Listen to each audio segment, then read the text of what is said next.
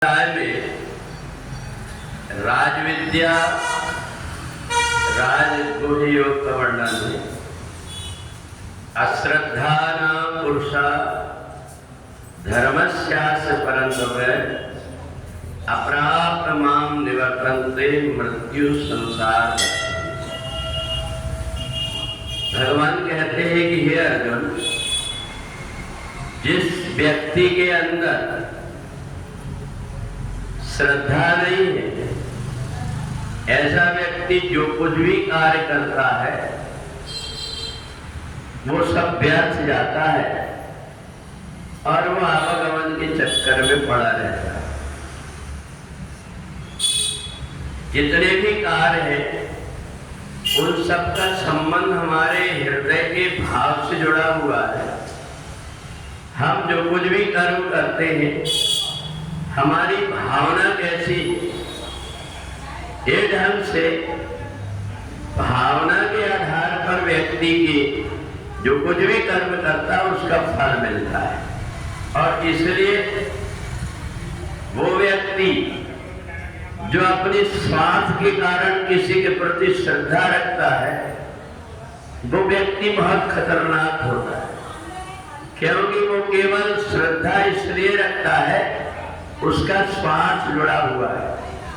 जैसे कि कोई सफेद चीज में ऊपर से हम काला रंग पोत दे और जरा सा कोई चीज का खुरचा लगा और अंदर का भाव झलकने लगता है। ऐसे ही बाहरी जो स्वार्थ की श्रद्धा होती है, ये व्यक्ति की घटते बढ़ते रहती है और वो तब तक आज जिससे स्वार्थ है उसकी गुणगान करेगा, कल जिससे स्वार्थ जुड़ गया उसका गुणगान करेगा। वास्तविक जो श्रद्धा होती है वो श्रद्धा व्यक्ति को अंदर से जोड़ देती है। परंतु जब हमारे मन के अंदर बाहरी दिखावा की श्रद्धा रहती है तो ऐसे व्यक्ति का आचार विचार भी गड़बड़ होता है। जिसके प्रति वो श्रद्धा रखता है वो चाहता है कि हम हमारा वो सम्मान करें, जबकि श्रद्धा इसलिए जुड़ती है कि जाहि न चाहिए कवम कछु तुम सन सहज सरे। जिसके प्रति श्रद्धा है उससे अपने स्वार्थ के लिए कुछ नहीं चाहिए, उसका अपना भाव परिपक्व करना है, उसको अंदर की सात्विक श्रद्धा उत्पन्न होना है। इसलिए वो जब बिना स्वार्थ के कोई प्रेम करता है या श्रद्धा करता है वो अलग दिखाई देती है।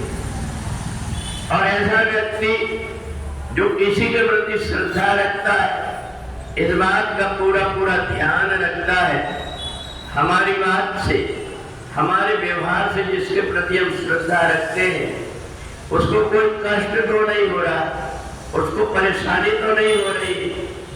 तो इसलिए सतोगुणी, रजोगुणी और तमोगुणी तीन प्रकार की श्रद्धा है। सतोगुणी श्रद्धा में बना हुआ व्यक्ति बिना कुछ मांगे सब कुछ प्राप्त कर लेता है। रजोगुणी श्रद्धा का जो व्यक्ति होता है वो अपने लोभ लालच के कारण, अपने स्वार्थ के कारण भर जब तक स्वार्थ रहता है तब तक जुड़ा रहता है।